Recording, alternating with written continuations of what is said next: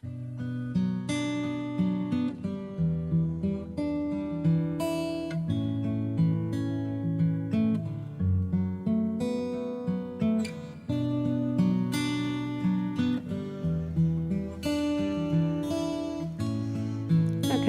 so we'll sit here off video for a minute while we let the audience load. If you want to share out to the world or share with your audience here, however you want to, as we get this moving and going. I'll give it a few minutes for people to get in.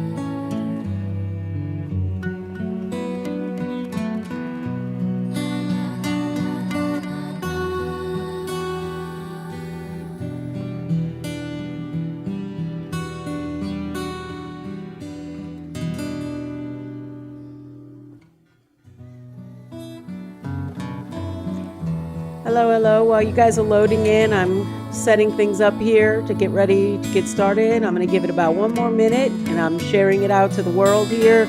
Any of you guys who want to share, feel free to share it out. Thanks for joining us.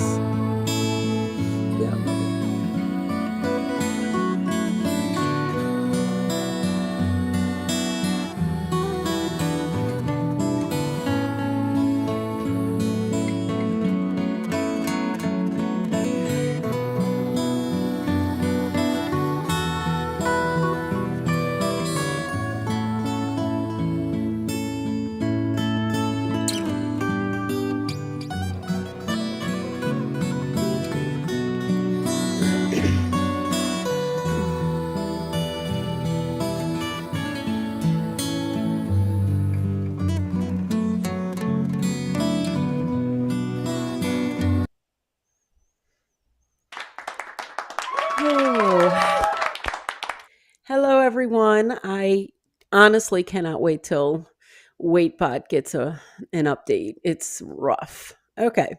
So I want to welcome everybody. You guys are in the Laughter After Trauma show, and I am honored to have a guest here that I was introduced through Rocksteady.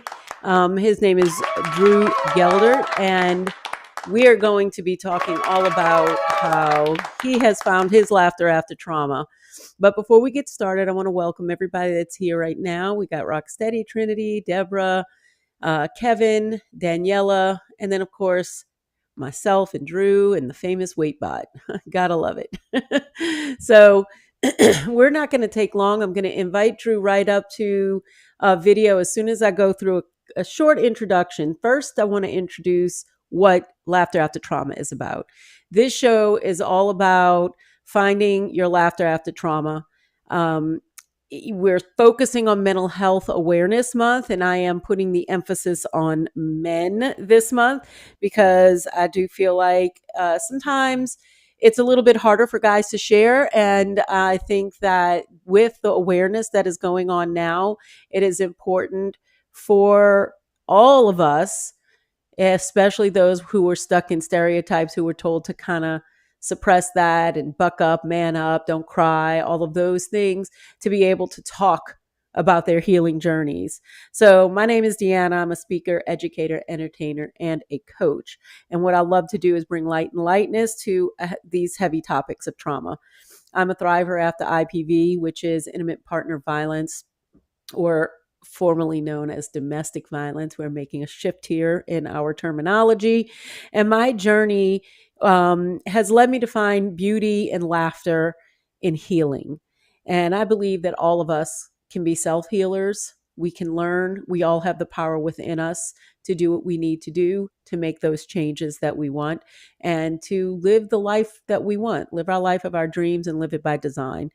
So this show was kind of born from that, sharing people who have triumphed after their traumas and providing hope and awareness, connection, and community here, sharing the laughter after.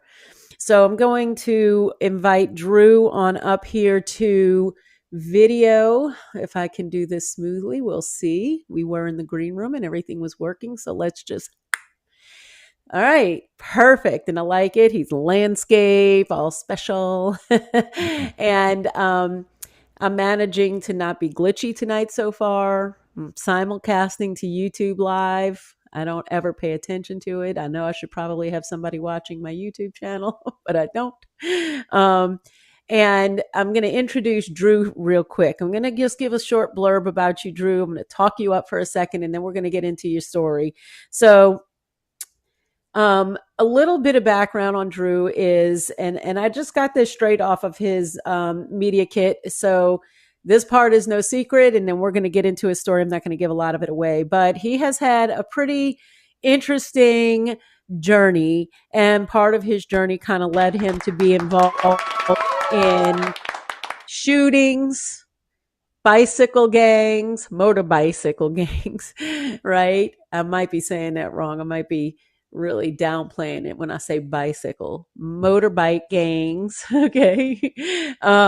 He was in a drug ring. He wound up being incarcerated for that. And so we're going to talk about some things that might have led up to that, how he dealt with it, how he came out of it on this end to be a love leader and a dream believer, right? I mean, I think that's kind of, to me, was some of the key elements that I took out of some of the different places that I went. Love leader, dream believer. You talk about, bringing hope. And we talked a little bit about it before we got started about, really discussing about where you are is just where you are. It's not who you are. And if we can go through the things that we've been through, then so can anybody else. And that's why sharing our stories is so important and so powerful. So with that being said, Drew, his actual name is Drew, even though on here his name is Free. And I understand that was like a little typo, right? Yeah, interesting typo at that. Coming off the back of an incarceration story to have a typo that spells free. So it sort of stuck with me, and getting it changed is not that easy. So I'm riding with it at the moment. Yeah, and I mean, hey, it fits, right? It's Yeah. apropos. Maybe it was meant to be, at least for a little while, right? Look, Dean, thanks very much for the invite to the show. Love the space that you're in. Love the message. Love that you've transcended your own trauma, turning your pain into your passion. So congratulations on the work and the impact that you're having. So great to be on the show. So thanks again for having me. Oh, you're welcome. I really appreciate you agreeing to come on. And I know you're going to be starting your own show. If not, have you started it already? Do you have a show here on Fireside? Yeah, that's right. You see in the background, it's a man-to-man Let's Talk About It podcast series, very much in line with what you were mentioning before, and that is breaking the stigma of men's mental health. And we can duck into why I'm so passionate about it, obviously. But yeah, again, breaking the stigma of, it's weak to speak, and, touching on strength in vulnerability, and helping to, lead men into a space of vulnerability where they can open up and also transcend their trauma. And like you say, it's that journey is there for all of us.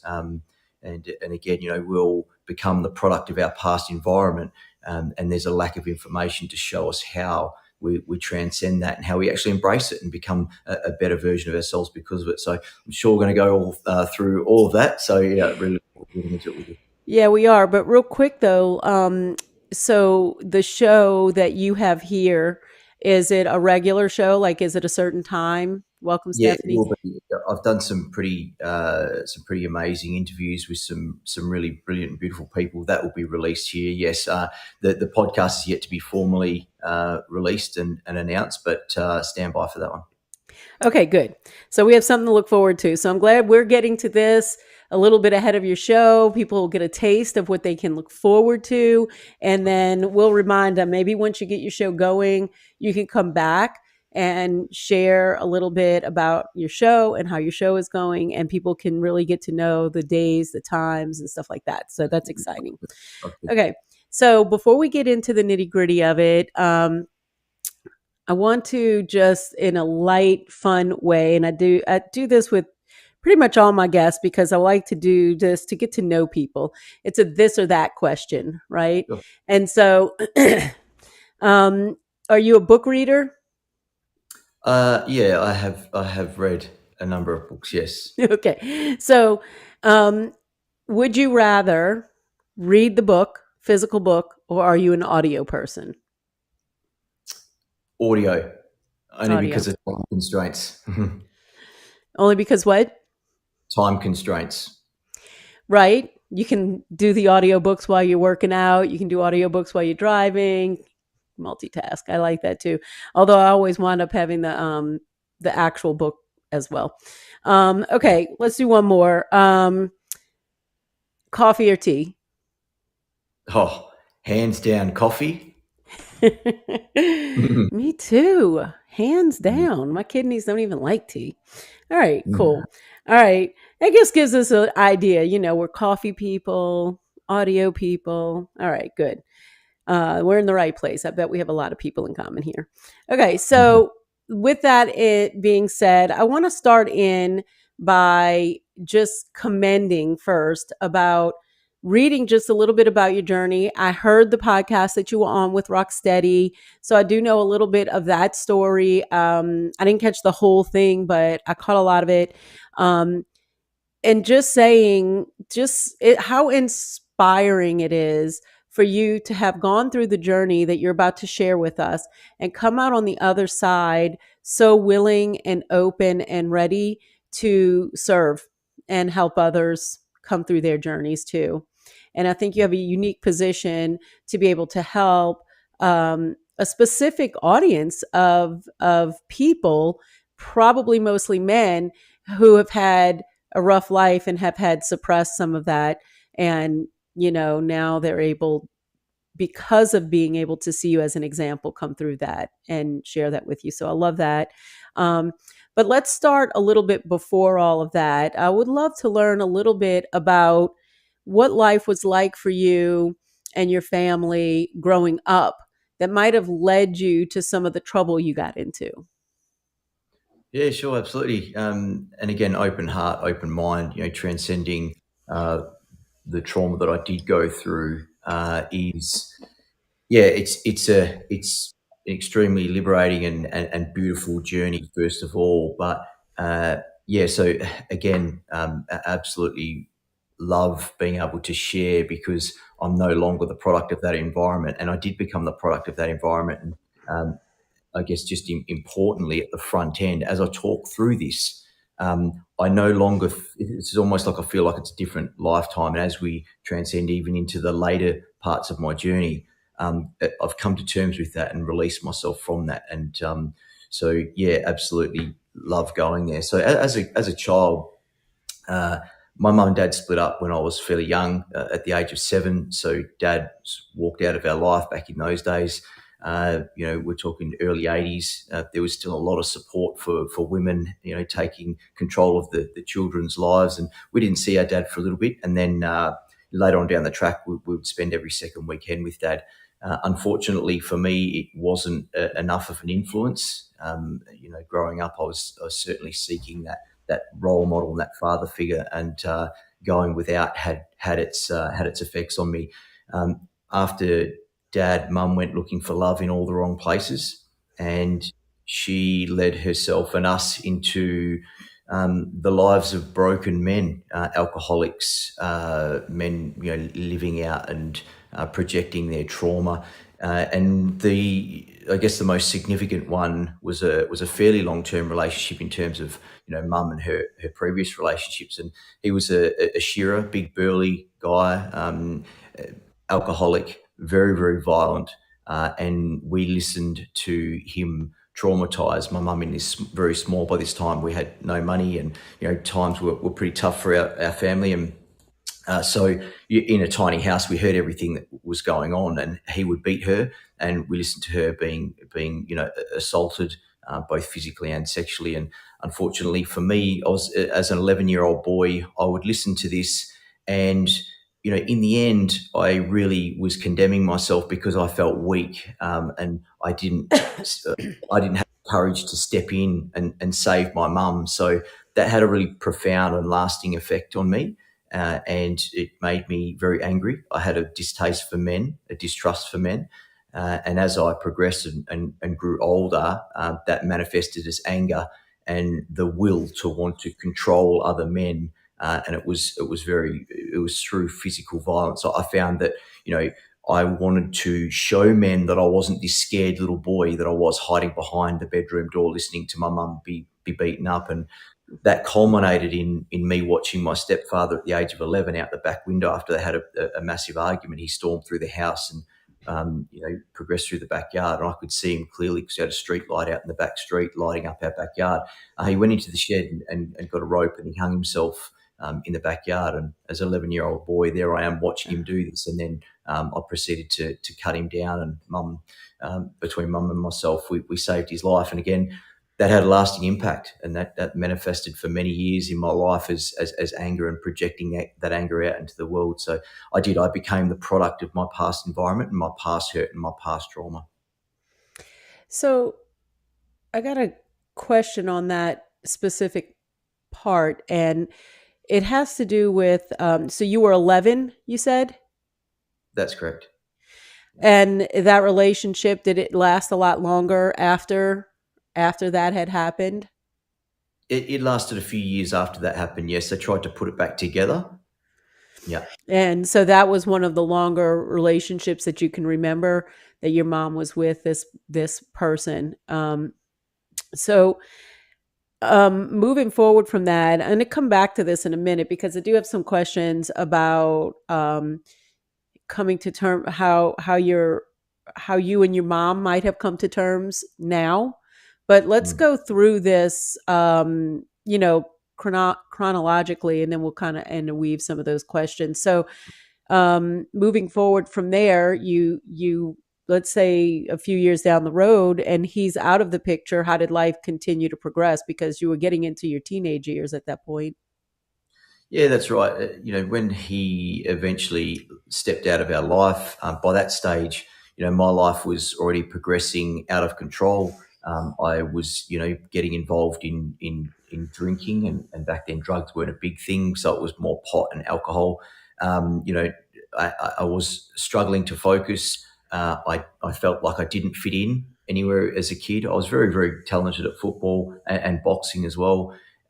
But when he left, by the time he left our life, my life was already spiraled out of control because they weren't the role model upon me either. So, as much as I was seeking their love and acceptance and validation as a young boy, I was out there, kicking my own goals and finding my own path. And that was outside the family home because obviously, with the trauma and with the disconnect from my mum and him and their relationship, I was seeking satisfaction again outside of the family home. So going into the teenage years and into school was always a struggle for me, and again struggled to fit into any form of social circle.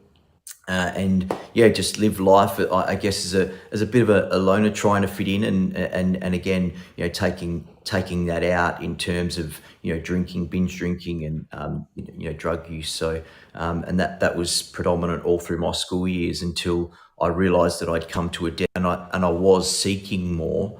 Difficult for me to realise more because I had a lot of inner turmoil and struggled to control my emotion and my anger specifically. But I ended up leaving the army basically directly after school, and realising I was at a dead end and seeking a way out. The army gave me that way out. So as soon as I could leave school at the age of 17, I did and joined the army. So Did you graduate from school before you joined the army? no, I left. I left probably halfway through my final year of school. So Okay. yeah. Yeah. All right. Yeah, that was something yeah, I was curious about too, because you said you were 17, but I was young, so I wasn't 18 when I graduated. Okay. So interestingly, because something I've learned throughout this, and I'm sure you're going to be able to relate to this, is one of the things that you look for in your relationship with your parents. And you will look for this elsewhere if you don't find it. Like the law of the universe says somebody's going to fill this role, right? And so you were looking for validation, but we also look for security and we look for safety in that relationship when we're being raised, because ultimately at the very beginning we're completely dependent, and we learn our independence through being safe and secure in that environment. So when all of those things are missing, then of course you can see exactly, you've described exactly how a person would feel, in that situation. And immediately you turn to a place where you probably thought, okay, this isn't a place of authority, but it's also a place that I can grow and I can gain acceptance. What drew you to the army? Sorry, what was that last part of the question? What drew you to the army? What made you want, like, to go in that direction? Yeah, so it was certainly a way out. It was a way out of a situation. Hmm. Also, you know, I guess subconsciously there was a structure there. There was a brotherhood there waiting for me, a level of mateship, a level of community, and also there was purpose there. I'm serving my country, so there was something that I could be proud of. And at the time when I look back and recall the time joining the army, it was almost like I had nowhere else to go. I was in, school was a dead end. I wasn't focused. I wasn't achieving. Life was just a spiral of going to parties, fighting, drinking. I basically had nowhere to go. So this was certainly an out for me and an escape from a situation. So Did you feel like with the spiraling that was going on with the drinking and stuff that you felt somewhere inside you were like, this is wrong, I can't keep, or this is not the lifestyle I want, I can't keep living like this? And part of the army was also a way out of that lifestyle, not just home, not just out of a situation, but also out of a lifestyle that you saw yourself being drawn to. yeah, definitely, definitely, Hmm. absolutely. Again, it was an entire escape, a change. I got to move away. I got to disconnect, Hmm. and in a sense. I guess it was, just a level of achievement, something I knew deep down under, everything that happened. I valued myself. I knew I was different. I felt I was different. I felt I had more to give and more to achieve. So yeah, there Hmm. was certainly there were components of, bringing myself to life, stepping outside of something that I'd created for myself and seeking something greater, a greater passion, a greater purpose. And that was a flavour of my life, even through and then post the army. So yeah, Oh, I love that, because I think that I think that we're all kind of drawn to what our purpose is when we're younger, and when we're seeking it, and we're trying to figure it out, right? That's always what we're doing at that age, trying to figure it out, right? And Mm. so yeah, so I like it, I like that, how that's going to come full circle. So how did the army work out for you? So in the early stages, the first couple of years, I was a very high achieving soldier. I got really really focused. I was very fit, very determined. I thrived on the structure. I thrived on the discipline, and I thrived on the challenge. I thrived on the competition of going one to one. So I was awarded best shot in my recruit training. I was awarded best at physical training in my unit training called core training, which is the training you go through before being sent out to your unit. I was selected for the infantry.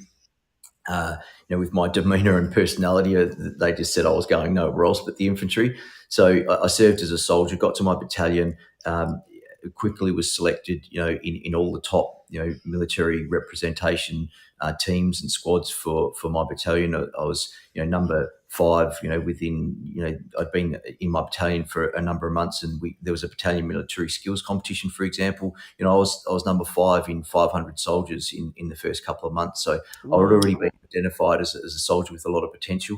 I was one of the quickest people to be selected in the reconnaissance course and the sniper course within my battalion, and very quickly progressed out of my normal unit and into a reconnaissance sniper um, patrol and unit, and later went on to serve in East Timor. I did 4 months in East Timor as a reconnaissance sniper soldier. And yeah, I got out basically to the day of 4 years of service, which is as early as you could possibly get out. I achieved a lot. It was great at the time. I had high hopes to go into the SAS. I was rejected on psychological grounds. I was told that, Mm. I displayed a level of leadership and attitude that wasn't becoming of an early stages of a SAS soldier, and I was still young too. So if I had hung around for a year or two, that might have changed. But at that time, I was sort of brokenhearted. I'd got back from my service overseas. I'd done everything in the battalion. I'd been on active service and active duty, and again, I was ready to really seek the next experience and the next part of the journey. And thinking that I'd achieved everything that I was going to achieve. Yeah, I did. I stepped out and welcomed the next leg of the journey, knowing that the army wasn't a long-term passion and purpose of mine. So yeah. Yeah, so if you would have been accepted SAS, and I'm not sure if I actually know what that means. I'm not a huge military person. What is SAS? Okay, so Special SAS is Services? it is Special Air Service, which is it would be your SEAL team, Okay, which is gotcha. Gotcha. yeah, All right. yes, And so the leadership that you displayed was not exactly in alignment with the way they wanted at the moment, and you chose, instead of to stay for another year or so, you were like, okay, I'm done with this. I'm ready to move on. So what was your next step there? What was your transition when you found out you weren't going to do SAS? yeah. So I became disillusioned. I was struggling with the discipline, and the structure in the end, and started to I guess push back on the discipline and push back on some of the orders Mm. that we were getting, which just made no sense to me. So I was already not resonating with the army and with the lifestyle. So again, that was a catalyst for me to say, well, I want to return home. And interestingly, that progression, stepping out of the army, I had done no work upon myself. I was, joined at 17, got out at sort of 21, 22. I left and stepped back into my civilian life and back into home life, just as broken, just as angry, just as frustrated, just as disillusioned with life and the world as what I joined up with. So, and probably more so because I had some early signs of PTSD from my service and what we were exposed to. And so yeah, it was a time of my life there was a lot of uncertainty, there was a lot of anxiety, there was a lot of there was just a lot of disillusionment, and it was compounded by my service rather than finding some sort of structure that I could adhere to outside of the army. And when I got back into the civilian world, I was really ready to embrace the freedom that I had, and yeah, it was a time in my life that yeah, I was vulnerable to being, I guess, misled. I had nothing to go to, and returning home for me was the start of another very, very influential and impactful time of my life. So, So when you say you returned home, did you actually go home to your mother's house? no, I didn't. I actually had bought a place with my brother, and Dad was in real estate, so he basically encouraged us, or made us buy a house with the money that we had. So luckily enough, I went back to live with my brother in our own home, so I wasn't exposed to any kind of family structure or family environment. I went back as a young man to begin making my own life. And you were And 21 years old? yeah, 21 years old when I returned home. Yeah. Okay. All right. So cool. So you're living on your own basically, because you're living with your brother. So that's a roommate, right? And you've come out of the army worse for the wear. But would you say you could see, especially looking back now, some good things that you learned from the army as far as structure or discipline or things like that? Or, you know, how do you feel about it looking back on it? Yeah, definitely. I took some great. I was already a self disciplined person in terms of my fitness and the way I approached my life. The army definitely solidified that. So yeah, look, I'd certainly not say that there was no positive influence on my life. Absolutely, in terms of discipline structure, what the Army taught me and how to approach life from that discipline perspective, it certainly had some positive influences on me, no doubt about that. Yeah, my understanding is that there is no real course or real concern or real program in place, I should say, that helps a soldier of whatever level or rank transition back into civilian life. And it's very different. You live in a very different world when you're there. The way orders are put forth, the way things are followed, you don't live in the same world as we live in. And I understand that transition is not easy on any level, much less how it could be compounded giving your previous situation. So you find yourself back in the civilian world, and now you have to cope, and you're obviously in a place of, where you could be vulnerable to influence. So tell me exactly how that routed into the motorbike and the drugs and the imprisonment eventually. Yeah, yeah. So returning home, my mates and some of my old social circle had progressed into the party scene. They were, they knew guys in the motorcycle club scene, so there was a natural draw for me. And as soon as I got home, I became involved in that scene, and with my attitude and demeanour, I stepped into the defence of my brother, the likes of my mates, into that physical role. I could box, and I still had the anger with me. So in a short period of time, I became known in my local area as a sort of a guy that could handle myself. I wasn't working, so I was looking for a way that I could make money. My mates introduced me to a way that I could make money. So that was the infancy of my involvement in drug dealing, and also my involvement to be identified as someone that could be a potential, I guess, entrenched member of the underworld. And that was, I was drug dealing, I was fighting, I was angry, I had that demeanor about me.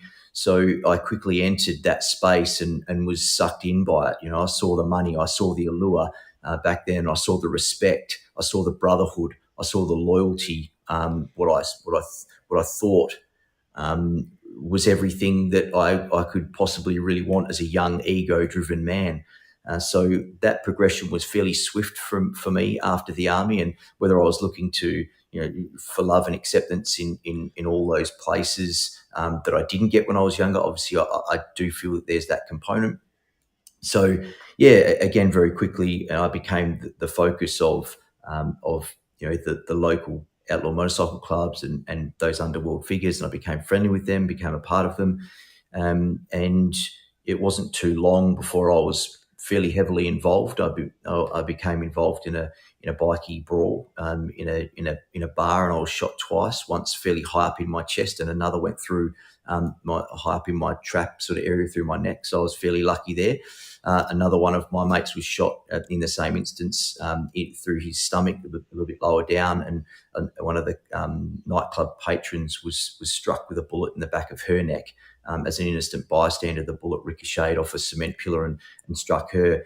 So at this stage, I wasn't a committed, outlaw motorcycle club member, and I never was a full patch member. I only became a nominee. But later on, after that shooting, I was lucky enough to recover. I underwent some pretty major surgery, got out and wore that like a badge of honour, and ended up progressing in and becoming an entrenched, entrenched member by way of being a nominee. And that was, I decided to turn my commitment into something more formal.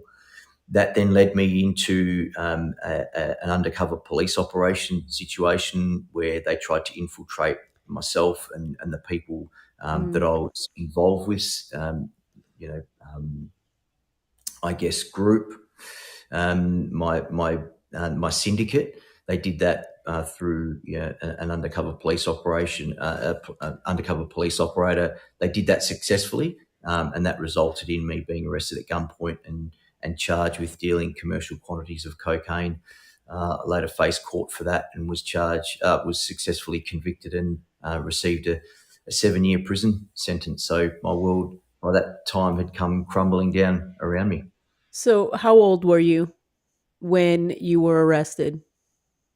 Okay, so I'd spent around about 8 or 9 years in that lifestyle, in and out a little bit, and in the end, very committed. So it was 2012 when I was charged and incarcerated.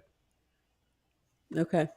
So, so So early 30s. I was early 30s when I right. was. So, we're talking 10 years, from out of the army into this lifestyle to winding up in prison, somewhere between 10 or 11 years or so, 12 years, somewhere in That's that about range. right. Okay. Yep. So yeah, I was just curious of the timeline. And this is something I want to bring up here real quick. And something you've said a couple of times in the different phases that you have experienced, that there was a brotherhood. Mm. Okay. And I heard that when you were, when you felt like you didn't fit in as a teenager and opted into the army. And then when you came out and realized you had these qualities about you that were solid and admirable and just valuable qualities, um, that people saw, and you said, "Oh, and they're loyal to each other, and there's a brotherhood here." And Mm. you tapped into that. And I want to emphasize that so much right now, because one of the things I like to do with this podcast is talk about connection and community and the importance of that. The importance of connection and community, especially after the pandemic. We've lost a lot. And again, I feel like anybody who's lived in this past couple of years, unless you were under a rock, you recognize how much that connection and community has come to mean. It means more because we took it for granted and then it was gone. And, now we're starting to re enter and readjust. So, and I know Daniel has a question, and we're going to get to your question, Daniel. This is a good question, and we're going to get there. So as we move forward now, okay, so you wound up in that group, which was probably a brotherhood, but maybe not the right brotherhood. So you find yourself in prison, and here is where Daniel's question will be answered: is how did you pull yourself once you were in prison? From there, you used your prison time as a growth time. So tell us about that. One of the most beautiful journeys, and you talk about connection, and I could spin off and talk about that, but let's keep focused for now because I know it will come up. There was a time when I was imprisoned. I spent 6 months in maximum security in fight or flight mode. So I hadn't really started that journey. There were some questions there. Um, Oh, we lost you. Did you mute? Drew, I can't hear you.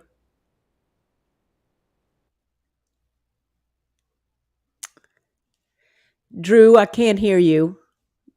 We can't hear you. Sorry, is Okay, that I better? can hear you now. I'm sorry, we lost you. I lost you pretty much that whole time. Sorry, I had a call coming through. So luckily Okay, enough for me, I was throughout the initial stages of my journey, I was imprisoned in a maximum security facility around right. the worst of the worst, the bad Hmm. of the bad. So it was a fight or flight mode, survival mode for me in the early stages of Hmm. my imprisonment. I was lucky enough to be interviewed by one of the prison hierarchy and said, "Look, you've been involved, in this lifestyle. We want to assess you to see whether you, can become a medium security prisoner or a minimum security prisoner, which is the progression you take." And I said, "Look, if you send me to medium security, I do." Um, I believe that it's not going to facilitate my journey here. I said, I'm just here to do my time, and to do the best I can possibly do. And I was lucky enough rewarded to go straight to a minimum security facility. Now, getting out of a concrete jungle in survival mode and going to what was a minimum security prison farm we're talking trees, we're talking animals, we're talking, and the minimum security facility I went to was an old leprosy camp. It's 100 years old. It's got old growth forest. It's got old growth again rose bushes. This was like going to paradise. And Wow. when I stepped into that environment, my whole body and my whole demeanor just took a big breath, and I breathed out and I relaxed, and I thought, right, okay, now that I can get out of this fight or flight mode of being imprisoned in a maximum security facility, I've gone and been rewarded into a minimum security facility. And here's my mind twigging now: if I do the right thing, I'm going to get rewarded. So I started to want to fall into that the perception, and there was a catalyst for me. There was a time that I was trying to appeal my conviction. I was projecting and I was blaming everybody else. I Mm, lost that appeal, and I was now facing the next 4 years of imprisonment. There was no escape. There was no hope. There was nowhere left to run. There was no one left to blame. mm, And I looked in the mirror one day and I just said, this is now my time. The next 4 years is not there's no option on that. I'm facing the next 4 years here. What am I going to do with this time? How am I going to approach it? And my whole perspective shifted to think that, you know what? Maybe this is nothing but a gift to me to undo the person that I'd become. And I started to face parts of me like, how the heck have I got here? What decisions led me here? What was I seeking within my lifestyle that has generated this outcome? And that was the start of the journey where I wanted to go as deep as I could possibly go. And you talk about connection. It was because of human connection and human hope that I was able to find a healing journey. And I had two beautiful shining lights waiting for me at the minimum security facility that I was to spend the next 4.5 years of my life at. And they were two beautiful prison chaplains who, yeah, my connection with them really opened me up and really, really helped me transition into my healing journey informal. So there I was in this minimum security, bushland facility, a prison farm, with a new perspective on my journey and on my incarceration. And it was human connection and human love that facilitated my journey into healing. And again, my perspective was to really get as the maximum benefit out of this journey that I possibly could. So there was a spiritual, mental, and physical component to my journey. We can go into that a bit because I know you're going to have plenty of questions around that. But there was this beautiful transition into this new awareness and this new person that I could become with this time. I again the different components of the journey. I studied every day. I did a university degree. I went deep into my past, into my childhood, and I realized I'd become the product of my past environment. And through projecting, I'd created my external reality, and that mm. was gangs and a dark side of me seeking and living out my past trauma, and becoming the product of that past environment. So there I was with these new epiphanies and these new realizations, and it was extremely powerful and extremely beautiful part of my journey. Yeah. So in the past, you craved that connection and that brotherhood, but you craved it through power and anger. And when you got here, you were able to see the flip side of that and understand that there's hope and there's love. That you don't need to live in power and anger to create Mhm. that connection, and that was shown through you mainly through these two chaplains. But you probably have whoever the guard or whoever was in charge at the high security prison, they played a pretty integral part too when you said to them you just ready to do your time, and they were able to see something there that moved you straight through and skip the middle ground. Yeah, And huge moment in time. Yeah. so it's when you see those little things play out and you see where you are now and looking back that you know that those little pieces were meant to be to add up to where you wound up here and now, in that minimum security prison. So explain to me just a little bit. We don't need to go into a long story about it. I don't know how much time you have, but I'd like the audience to be able to get up here. Um, but just explain to me, I don't know, our prison system here tends not to be the best at rehabilitation. Okay. So you say this is a farm. Did you actually, like, did you work land in this minimum security prison? Tell me what that means.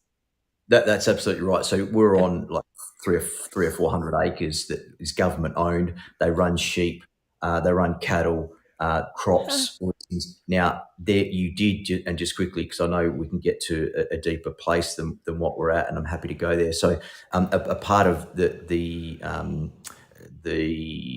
the only way you can remain as a minimum security prisoner is if you are actively working. So they would leave the prison grounds, they would go and work in the farm. I didn't choose to go to work. There was an option for me to study. So I studied full time at an education centre rather than go to work every day in the community.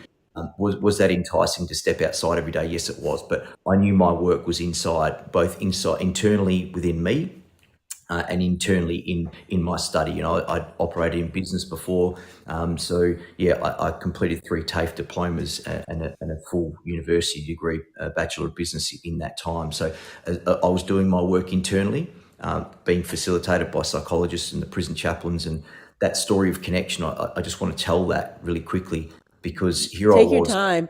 I'm not in a hurry. I just don't know what your time No, constraint is. I've got plenty of time, so let's go Go. where we need to go. I think there's so much value here that I'm happy to take the time we need. But so, in talking with the prison chaplains, they never spoke about God. They never spoke about their faith. They were just lovely guys that I connected with, and that were talking to me about normal things. And very soon, I got drawn to them because they were just nice people. The sort of people that I wished I had as a child. I wish that I sort of looked at them and thought, well, if you were my dad, what could have been? And there was that natural draw. They had a peace about them. So, we're talking months of getting to know each other, them just run into them, walking past and saying hi, and them being so respectful and me being so respectful back. And so again, there's this natural draw, and we built a relationship. And I asked them, I said, both of them beautiful people. I said, why do I feel so at peace around you? What is this peace that you have? And they end up saying, we have the peace of God. And I said, well, who is this God fella? I've always, and I was honest with them, I said that I always felt that to be weird. And I remember one of them looking away for a short period and then looking into my soul, and they said, mate, God is love. And I just went, something in me twigged, and it was like, hang on a minute, you're telling me the reason that you step into this dark place in amongst a criminal um, uh, environment, and it was a dark place, even though it was minimum security and we're on a farm and it's beautiful. There was dark people there and there was dark things going on, and they were there for love, and that really struck me. I thought, had a realization after that conversation that all I wanted to do was to feel loved by my family, by my father figures, by those negative role models, and that really shifted something in my heart as well. Mm. Because here I am, I've chosen to study. I'm looking back into my past and realizing how I'd become the product of that the brokenness and the trauma that I'd seen as a young boy. And all this is unraveling for me in fairly short period of time. I'm talking like in 3 to 6 months. Here I've met these guys. I'm having these epiphanies. I'm studying. I'm trying to change my perspective on who I'd become. And here I am, all of these little components coming together, and I'm feeling something's different within me. I'm feeling like, oh my goodness, these realizations are setting me free. And I committed to that more and more every day. I'm talking in terms of, instead of being this guy, and you've got to understand, in the prison hierarchy, in the prison system, I was looked at upon as a high. I had a high profile. My charges were big. People knew who I was. It's a small community in prison. They knew that I was involved, and I was treated a certain way. But here I am trying to break these social circles and not allow anyone to hold me to that old form of identity that I'm trying to strip away. coming to terms with people seeing me speak to prison chaplains. Like, hang on a minute, you're supposed to be, The one of the tough higher, guy, right? the tough guy. Mm-hmm. Exactly right, Mm-hmm. exactly right. And I come across many instances where I was tried, my social circles or my social environment was trying to lock me into that old sense of identity, and that went even so far as the prison guards trying to hold me to that old identity. But slowly, and this leads me to the connection that I had to the chaplains. When I came to talk about my trauma, and this is a big thing for a man, I was like a scared little boy. I was sitting with him, and I was right on the teetering on the edge, and they're asking me, what is it? Why do you feel you like this? Why do you feel you're so angry? And I walked up to that line. I swear it was like standing on the edge of a cliff. I was about to delve into what happened to me as a boy, and why I felt I was so angry, and I was really ready for that. But at the same time, I was like a weak little boy. I felt like I was sitting there naked. I just felt this massive resistance saying, "Don't you dare talk about your issues. Your issues aren't your issues. It's everyone else that has the issue. Don't you dare Mm-hmm. do it." Once I breached that fear to let them in and to connect on the deepest level and become extremely vulnerable, stepping away from that, it was like, oh my goodness, what has just happened? I felt a sense of freedom. I felt that that something again had shifted, and my whole journey just took another leap forward in being able to breach that fear. And as a man, again, I was this ego driven man, and here I was had to become weak and vulnerable to realize that that's actually courage. And my definition of Mm-hmm. courage right then and there changed. I used to think courage was stepping up against another man and putting man on man in physical prowess. That was my definition of courage. Mm-hmm. In that situation, my definition of courage now changed. Courage was becoming vulnerable to yourself, to your own journey, and that was another way that my ego was able to be tamed and controlled. So, Mm-hmm. And I like that you said that. I don't know if you ever listened to any of Brene Brown, but she says that that people think that vulnerability is weakness, and then the truth of the matter is that vulnerability is the epitome of courage, because you have to take so much courage to put that thing that allows your insides to be outside, and you just lay it out there. mm, And this is why I wanted to bring awareness here in men for Mental Health Awareness Month, is that boys socially, I think things are changing a bit now, but for our age and back, I mean, socially, they're taught to bury their emotions, to not show their emotions, that stop it, man up, take it like a man, buck up, and all of these things that you're told is what makes you a man, right? mm, They don't cry. Men don't cry. They're strong. They take care of things and blah blah blah. And it and while there is a masculine energy part of you that wants to do that, that doesn't mean you don't exhibit the emotions and that you can't display vulnerability. And that to me is a huge gap when it comes to mental health awareness or mental health for men that's different than women. We are encouraged to express our emotions. mm. And even if we're not, we tend to do it anyway. So, it's a little different. It's a super important part of the conversation, and we're talking about now intergenerational trauma, Mm-hmm. intergenerational Mm-hmm. programming, intergenerational uh, uh, the locking in of our behavior to the past generations to come. And here we are now understanding that breaking free from that, the intergenerational trauma and programming is exactly what's going to set us free. And that we no longer have to be the product of our parents' environment. And that was a key realization for me, wanting to break free. Here I was being sent to prison to become free. And here we are, free Gelder, right? So Right. um, this is So this full is circle. huge.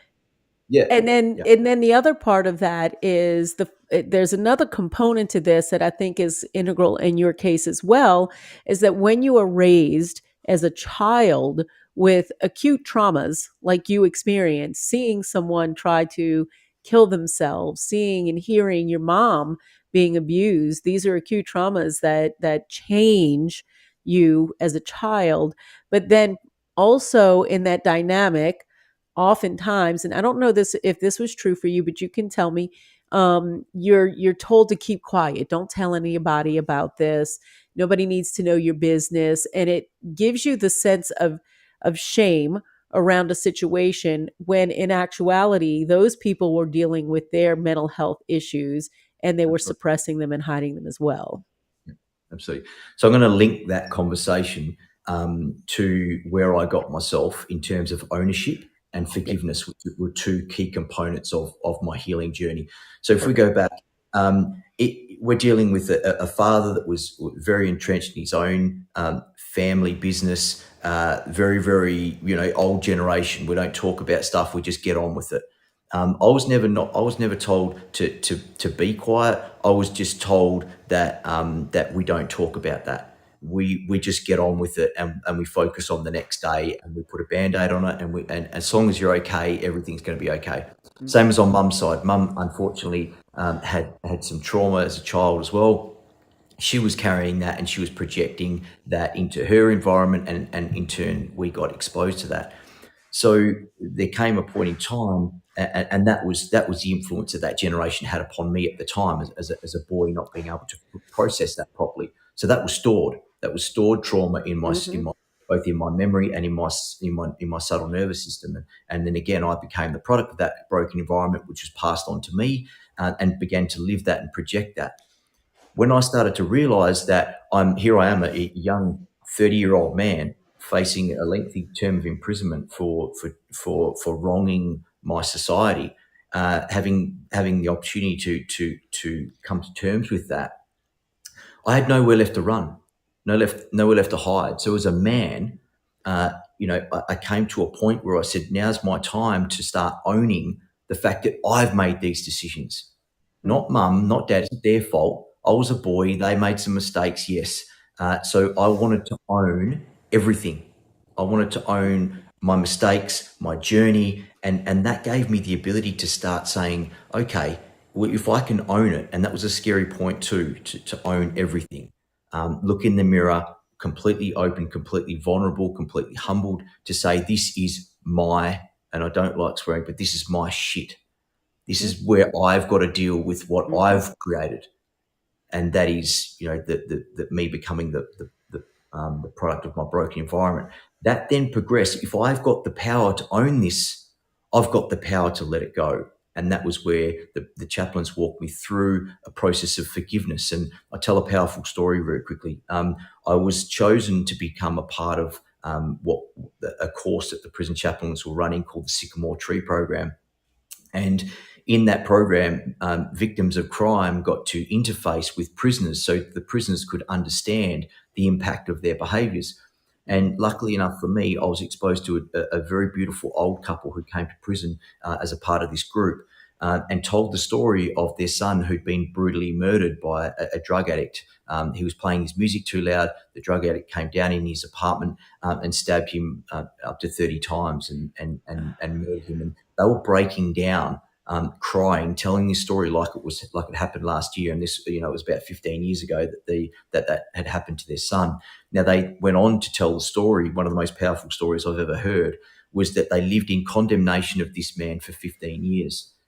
They lived every day condemning him. They lived in judgment, in condemnation of him. And when he came to be released, his time was up. They actually opposed his release, his bail.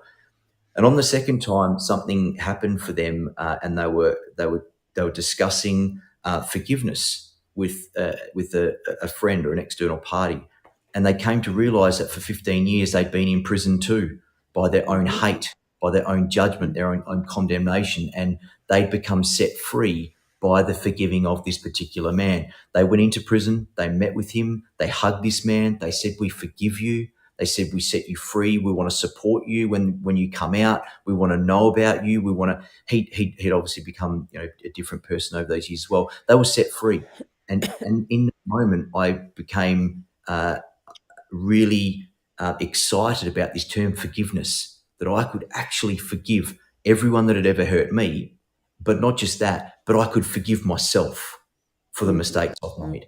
Mm. So again, forgiveness was this huge catalyst of Yeah. letting go, of Mm. wiping the slate clean, of becoming a new version of myself, no longer held back, no longer judged, no longer condemned. And I did. I took myself through a period of forgiveness, of going through all of the people that had ever hurt me, forgiving them, letting them go, saying, I know that's just their brokenness that was projected onto me, and my brokenness projected into the world, and I'm now becoming free from that. And again, the forgiveness was a massive catalyst to me to then progress into the journey and really, step in and lean into this period of growth.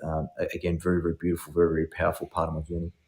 Yeah, and we talked about forgiveness a little bit when you were on Rocksteady show, or I don't know if I joined the show, if it was through the messaging, but for me, and when I talk about the 5 keys to getting back to feeling at home within yourself, Mm, forgiveness was the first key for me. And mm, not everybody has to do everything in the same order, right, that we do, but it was such a huge part that I couldn't get to gratitude until I went through forgiveness. And the biggest part of that wound up being because it had to be for me. But I couldn't get to me because I was holding on to the anger, bitterness, and resentment for everybody else who was involved and things that were perpetrated upon me. Don't get me wrong, I am, dealt with domestic violence. Did I do everything perfectly as a wife? No. Did I mm, deserve the violence? No. mm, you know, same with what came as a fallout to that, with the introduction of drugs from an in-law who stepped in and molested my daughter at the end of all of that. And then trying to come to terms with how to be grateful for everything that happens to you, the good, the bad, and the ugly. mm, And you can't be grateful for it if you haven't worked through that forgiveness aspect. The not that forgiveness is absolution. We don't have that power. We don't have the power to absolve somebody from the wrongs that they have committed, but we do have the power to release the hold that we're allowing it to have on us. And that's absolutely. what that couple did, and that's what you were capable of doing, and then turning it inward, because at the very end of the day, while that all feels like a weight is lifted when you release that, you still have to release the guilt and the shame that you felt. Mm. Like, I definitely felt I didn't protect my children, you know? Yeah, absolutely. And people struggle with forgiveness for this very reason, is because they think that forgiveness of another person or forgiveness of themselves is justifying the wrong, Right. and it completely got nothing to do Yep. with saying that the act was right or wrong. Yep. It's the key is letting go and it no longer having a hold upon you or the other person. And when we talk in terms of energy, when you sever the energy of the memory that is linked to a specific trauma, Mhm. you actually retract your energy. You bring your energy back into you. You become whole again. And the thought process and the mind has got an incredible way to heal itself, and that is through the journey of retracting that energy back into yourself. And again, we're not focused on the justification of the act. It's got nothing to do with the act. Forgiveness is the letting go, not the justification. People say, well, how can I forgive, like the older couple? How can I forgive someone for murdering my son? In forgiveness, am I saying that it was okay for him to murder their son? Absolutely not. They just came to a point where they wanted to let go, and letting go and forgiveness. I love coupling those two terms together. Right. And, everybody, when you approach forgiveness, everybody who you are extending that letting go to, right? Like, let's say this person who murdered their son, if he were in a different part of his journey, maybe not 15 years, maybe he's 1 year into that journey, maybe letting go didn't mean creating a relationship with him, but it would still allow them to let go. But the journey he took also means that he was able to start to understand and change. Mm-hmm. And at that point, they were able to extend that forgiveness even further, maybe into a circle of allowing them to maintain connection, or feeling like it's okay to say, yeah, we are not going to block his parole or Yeah. release or whatever. So there's different aspects and different areas of how that letting go happens. But the biggest part is, like you said, just releasing that from you so that it stops zapping you of all that energy. You're able to reclaim that energy and create space. Really, you create space for new things to come in because you're letting go of something you've been consumed with for so long. Yeah, no, absolutely. I do agree. You said that you couldn't progress into gratitude without the forgiveness, and I actually found that my journey of ownership, forgiveness, and progressing into, there was a period there where I actually had to, I'd owned, I'd forgiven, and then there was this massive period of changing my thoughts and behaviors, and the subconscious. And this is why I coach and mentor a lot on this, is because the subconscious mind is 95%, up to 95% of our mind. It's a big beast. It's entrenched, it's programmed, and to break that program, it takes a very, very concerted, committed effort. Now, in terms of my own journey, I stepped into, putting myself at the back of the food line instead of standing up the front defending it like it was my life. Instead of not doing my duties and cleaning the bathrooms, I was scrubbing those bathrooms, humbling my ego. So gaining traction in the forgiveness is then retraining myself to say, if I'm going to be set free from my journey, I need to change my behaviors and actions. And now here we are stepping into, okay, I've got a thought. I can own this. I can own my journey and own my decisions of why I got here. I can then go, okay, I can become forgiven, and I can let go, and I can become free from that, release Mhm, everybody and release mhm, myself. mhm, That okay, these are thoughts. Now we're talking about progressing into making this, turning these thoughts into a reality, right? And that is backing it up by thoughts and actions. If I forgive someone, that means, and I've been through this process as well, I've sat in front of the man I watched hang himself, the man that used to beat me and my mum, and I looked into his eyes and I said, uh, I'm sorry. I forgive you.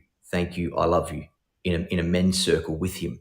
That was acting upon the belief, the new belief system that I had, humbling myself, through actions. It was mhm, counteracting the person that I'd become. So again, mhm, this, we're talking about, a journey here, a process that any human being can take themselves through if there's that committed, that concerted, that absolute life breathing desire to become more, to become, a catalyst for other people's healing, to become hope, and to become this love leader. And I'm no different to anybody else. And I'm writing a book at the moment called How to Find Hope and Heal Yourself, because I believe that with this articulation, with this communication of a healing journey, that anyone can take themselves through that. And it be, if it can be a beautiful journey for me, it can certainly, and for yourself as well, it could be a beautiful journey for others. And there's key components of that can really facilitate that journey. Hence the reason I'm so passionate about what I do, and giving my journey back, and the value that we're discussing back to the lives of men and women. So, yeah, and I've used a similar. I'm guessing, and I don't know if that's where you heard it from, the Ho'oponopono prayer, or which mm, is that similar to the I'm sorry, I mm, forgive you. Well, mostly it's turned inward, so it's, I forgive you. You say it to yourself, but you can also say this to others. They use this in ancient Hawaii. They use this tribally to settle differences in the tribe, instead mm, of letting those differences just take over and take root and cause division. They would make people sit together and say, I'm sorry, I forgive you, I thank you, I love you, and work through this on that subconscious level. But mm, it's energetic as well. It's such an exchange. But mm. if you've ever turned it inward and you've done it to yourself, it becomes a very big shift Yeah.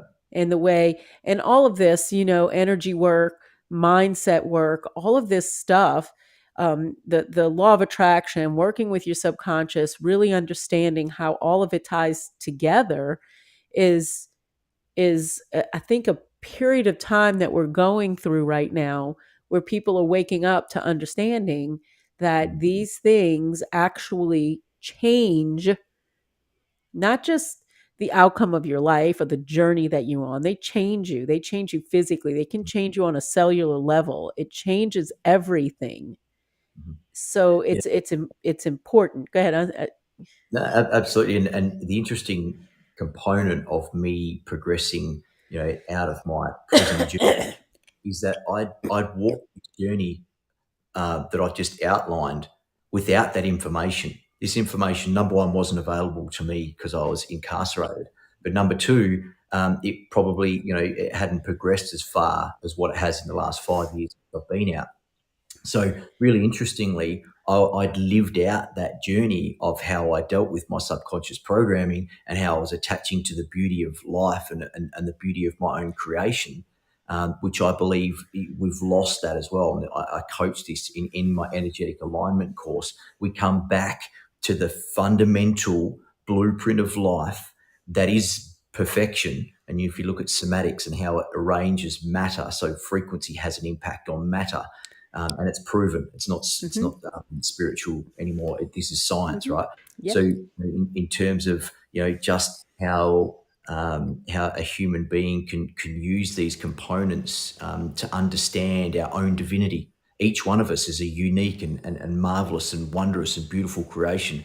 And once we understand that, and we replace what society, what our parents, what everything is telling us, that we're just a robot that's born to go to work 9 to 5 every day, act and repeat. This is programming. This is social conditioning. Once we break free from that and seek the deeper meaning of ourselves and seek the deeper purpose, and understand that we are a divine creation, that we are a part of this most wondrous blueprint.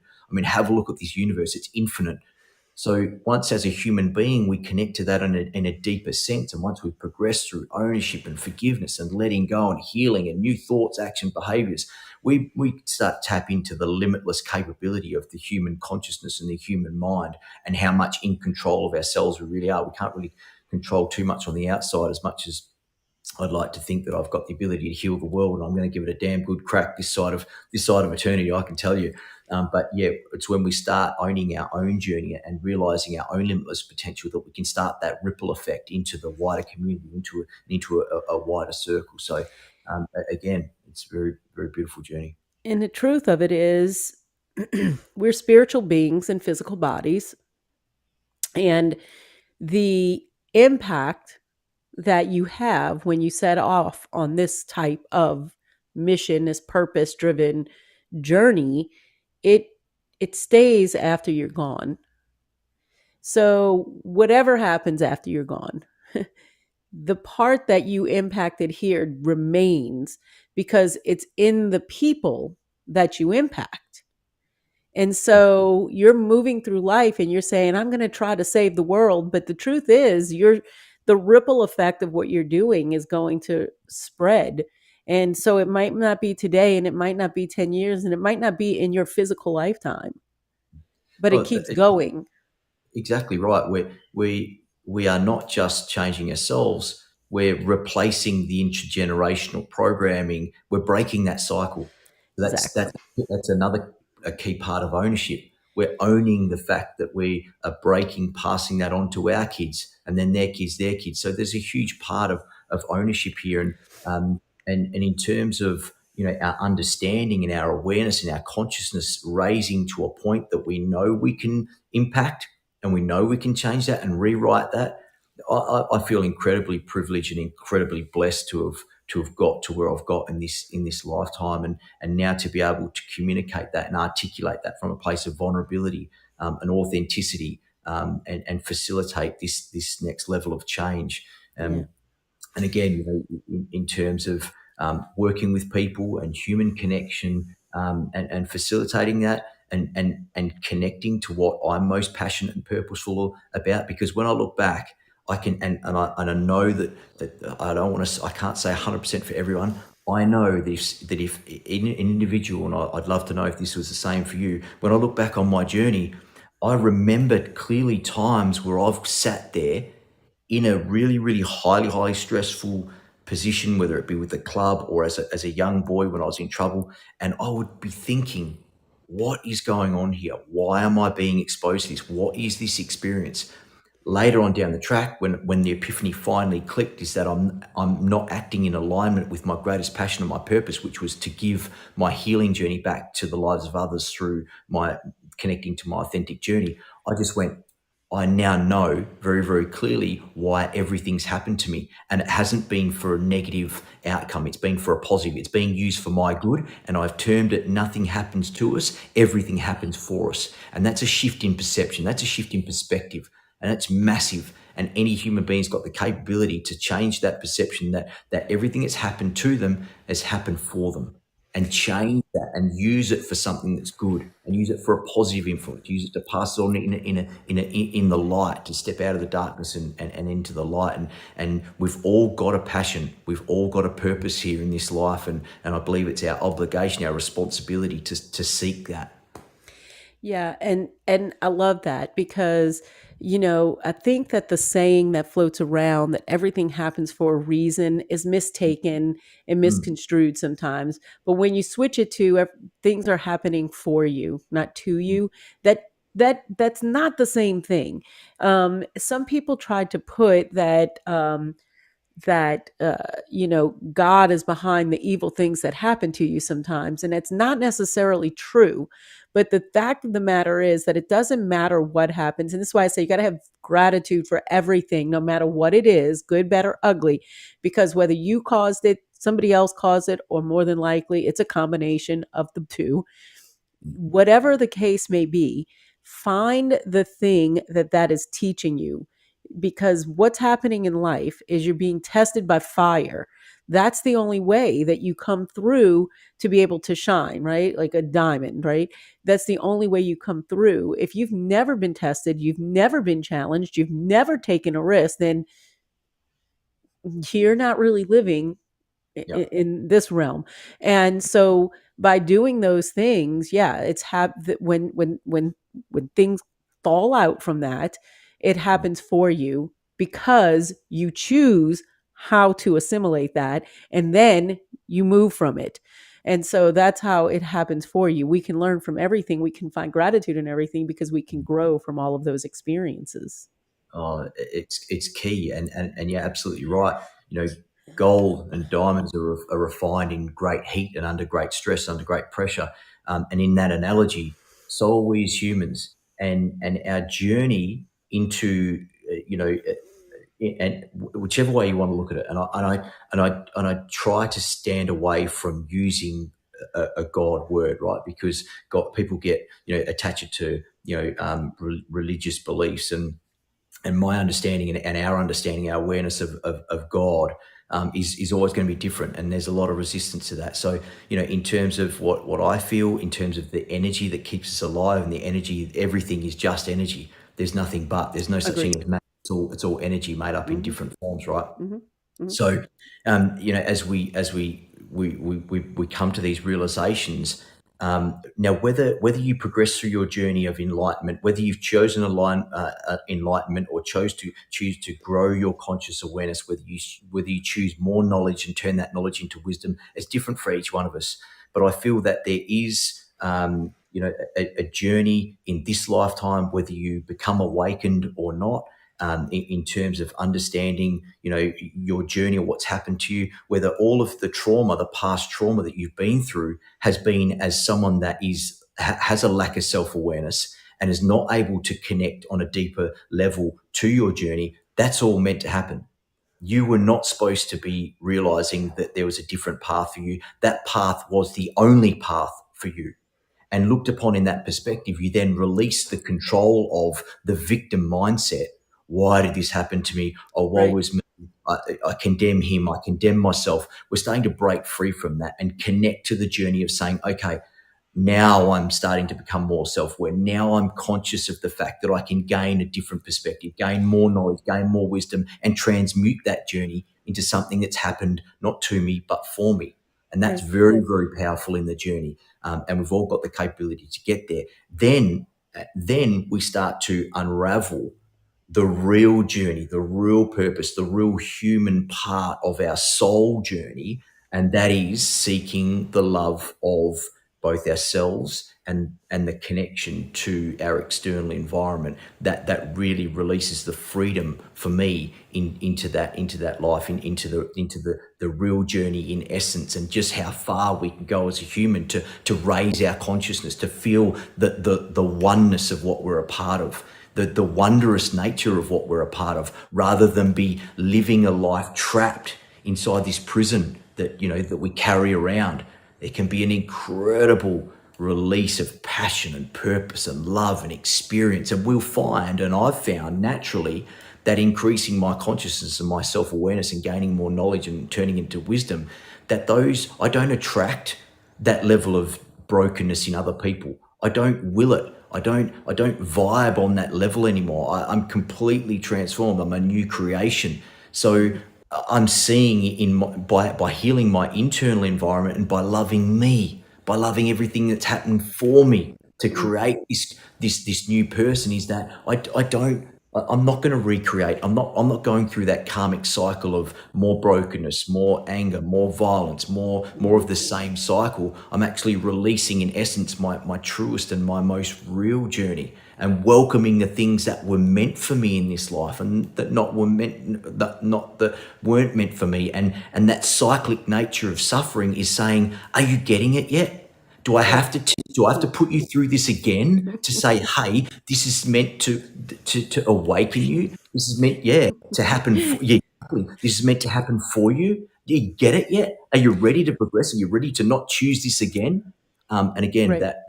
that's a perception where we go, oh, okay, I Exactly. don't want this anymore. I'm choosing more. I'm choosing to become more. And there's so many levels that can happen on I believe for every human being that's living. I agree. And I think that it's the choosing that is so critical. And, when you find yourself on a path and you ask the question why, this is happening to me instead of for me. And sometimes that journey, that part of the journey is meant to trigger your awareness. That's what Mm. that part is about. And you will keep going through it. Like you said, you will keep going through it and going through it until you realize what you're supposed to learn. And if you don't learn it, this is where people, and I mean, the sayings have been around forever, like, haven't you learned your lesson yet? Because sometimes from Mm. the outside people see it and they're like, you chose the same wife, you chose the same person Yeah, again and again and again and again dating. I'm just using this as an example yeah, because it's easy to pick on. But until you recognize it, until you gain that awareness, until you get get it in your head, it's going to keep being put in front of you until you learn. And then you can now, in the awareness, make a different choice. yeah, But until you get there, until you own it, till you can become aware of it, you're going to just you can't even make the right choice.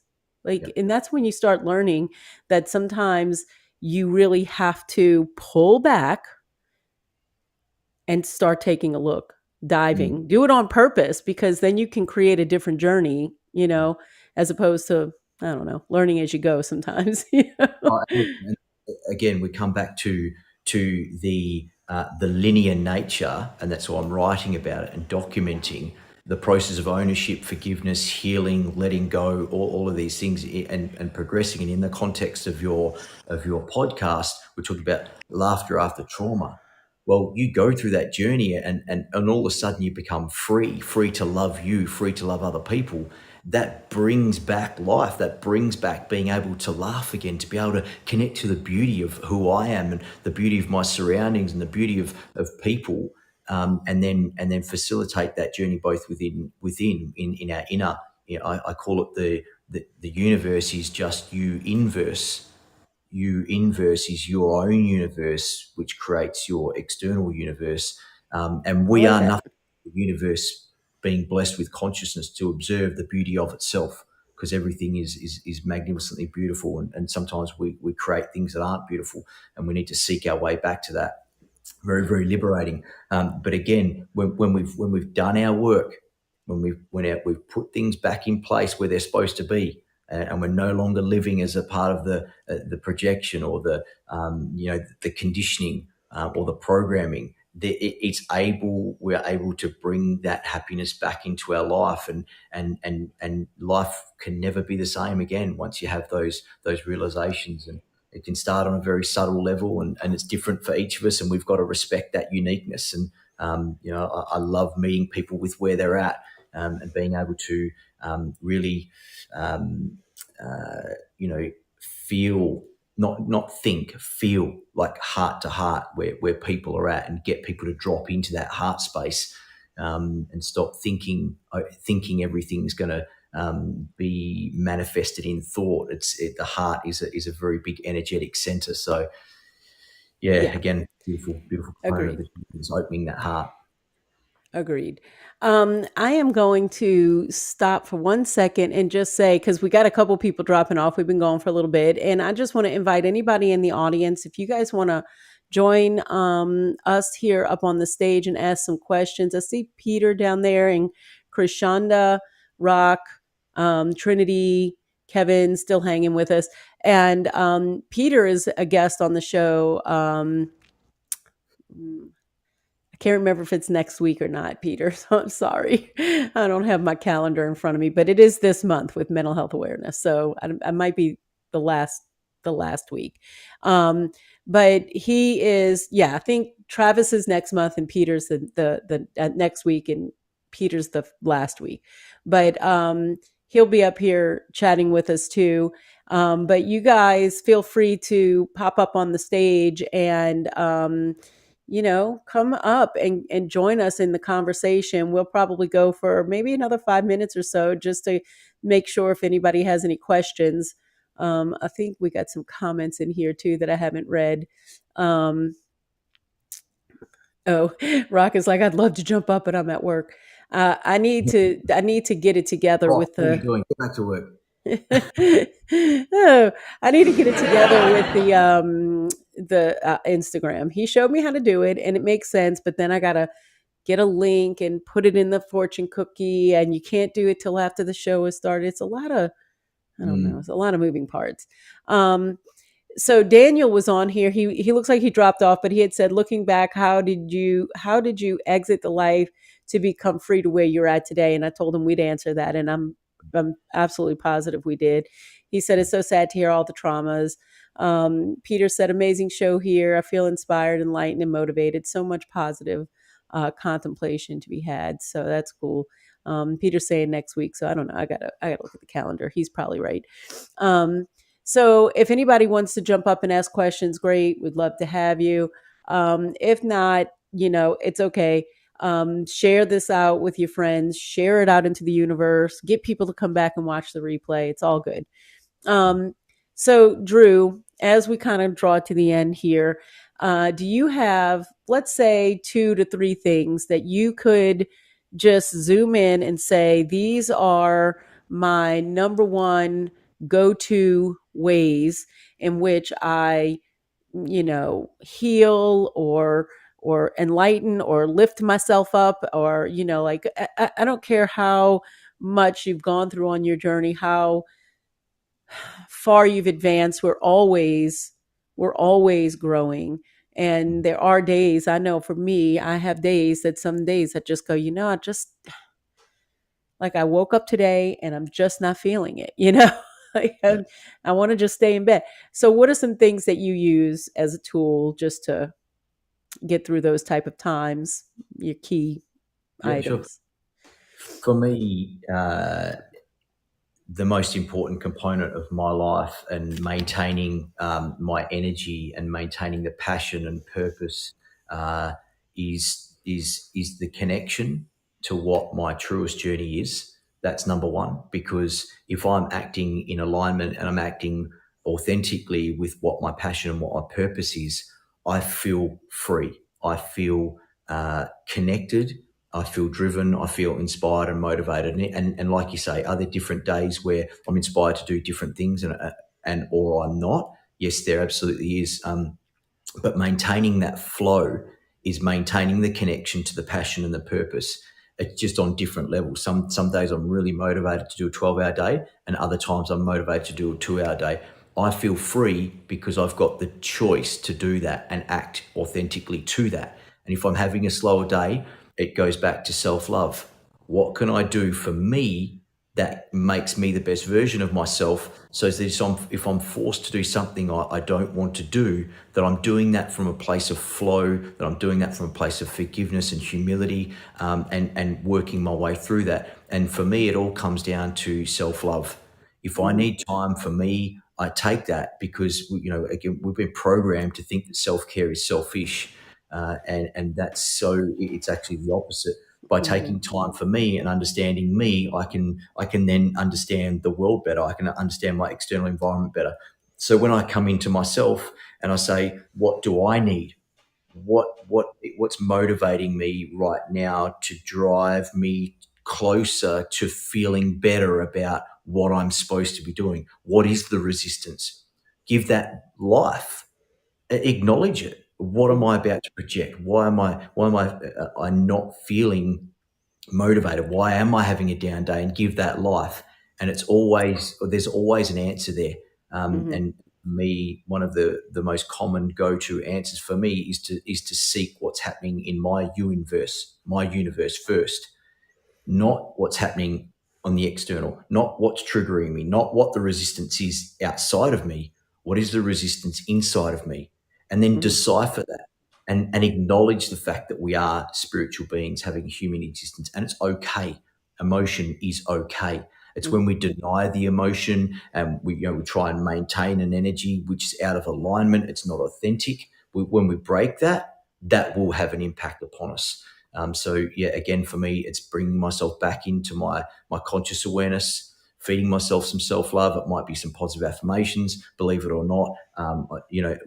Running in the sun, running in the rain, some breath work, doing a cold plunge, ice bath. I find that Mhm. completely and utterly liberating. That is self love. It's reconditioning my mind to say that no, I am in control. I can do the things I need to do. And generally, when I do that, it's almost instantly my mind says, "Oh, it's okay to feel that, number one, but number two, I've got the capability to transcend that." And Mhm. that's training. That's the reprogramming of the subconscious mind. That's Mhm. the conscious awareness saying, "Hey, no, listen, I know you're programmed, but buddy, you're no longer in control. I am." And again, I cannot overemphasize the importance of self love and self awareness, and committing to that, not just through thought, but through action, showing ourselves self love, regardless of if it's what we eat, how we exercise, what we do as daily practices, breath work, meditation, whatever it is for you, Mhm. that is all self love. So again, that's my comment on that. Yeah, and I love that. So I'm going to give you my 5 keys because we everything we've talked about. I feel like we have so much that overlaps in the way that we approach things. So I go through forgiveness, gratitude, conscious language, which is basically eliminating the negative self-talk. Which, if you flip that around, is affirmations, right? It's flipping the soundtrack in your mind, um, and then self-care and self-love separately, because so many people confuse those as two of the same things, whereas self care is what you do to prove to your consciousness Mhm. that you love yourself. You Yeah. keep your word to yourself. You do the things that are good for you, that take Mhm. care of you. Sometimes it's fluff, most of the time it's not. Mm. Sometimes it's running or cold plunging or eating the right things, but Mm. it's taking that time. And every time you do that, every single time you do that, it tells you yourself in your mind that you're worth it, that Yeah. you're taking care of yourself because you love yourself. And to do that the way you would do for anybody else, if not more, so that you can be the version of you that you were set out to be, that you were purposed to be. Mhm. Yeah, So, absolutely. And like the energy of thought is one thing, the energy of action and behaviors is another. And like you say, they're mutually exclusive energies, that are key components for each other to become a whole, to become the whole, to become connected to the whole, and live this human journey in a spiritual existence in wholeness, in fullness, in completeness. absolutely, critical components. And I believe as humans, we are seeking that on every single level. I know for me as an individual, I seek an experience of this life and this human journey and this human vessel in fullness and in completeness. And does that mean I'm perfect? No. But does that mean I seek perfection? Of course. Right. So I love it. I love it. I appreciate you so much. I think we're going to end here. I've Yep. invited a couple people, but I think we're kind of getting late and people are Yeah. being shy. So I'm going to end it here. And just thank you so, so much, Drew, for joining me tonight, agreeing to do this. Tell us where people can find you so that they can check out whatever you have going on, especially when you get to launching your book. I think people are going to really want your book. So tell us where they can find you. Look, I'm a co-author in an international bestseller, which is released at the moment. It's called A Journey of Riches: Find Your Inner Truth. It's on Amazon. We can share the link in the podcast sharing. There's My website's down at the moment, unfortunately, but that's being rebuilt. But look, connect with me on social media under Drew Geldert. It's not under Andrew; it's under Drew. So Drew Geldert on Facebook. I do regular videos. I post them to YouTube as well. So yeah, there's regular videos, regular messages. I've got my own coaching and mentoring business, in relationships, personal transformation, success, and leadership coaching. I'm a certified hypnotherapy practitioner. I've got qualifications in Tantra and also Reiki.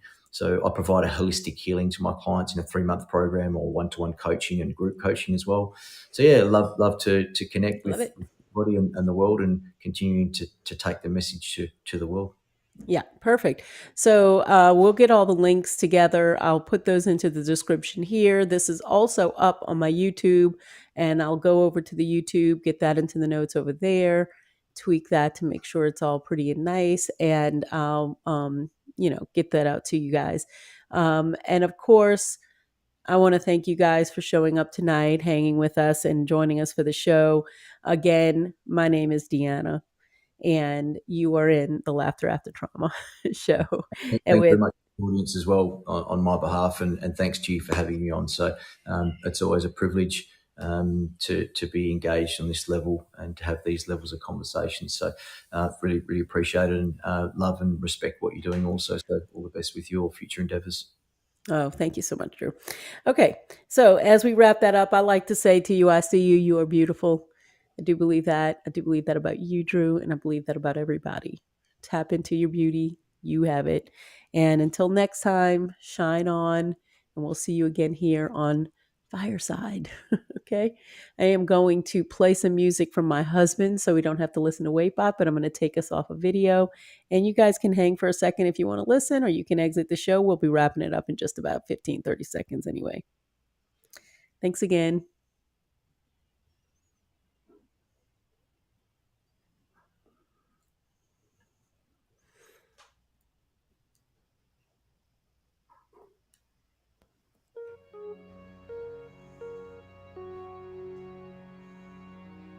Have you still got me there, or Oh, I can take you off the stage. okay? Thanks heaps.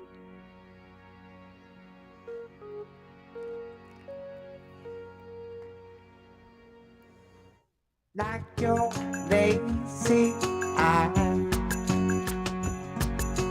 your love makes me smile.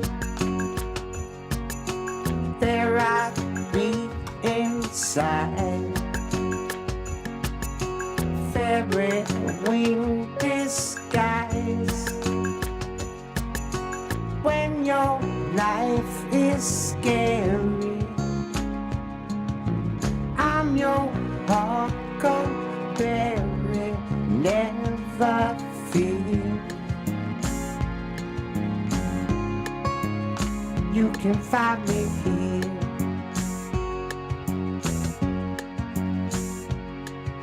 Subtle scented scene. Watch me when I dream. Peek into my my mind.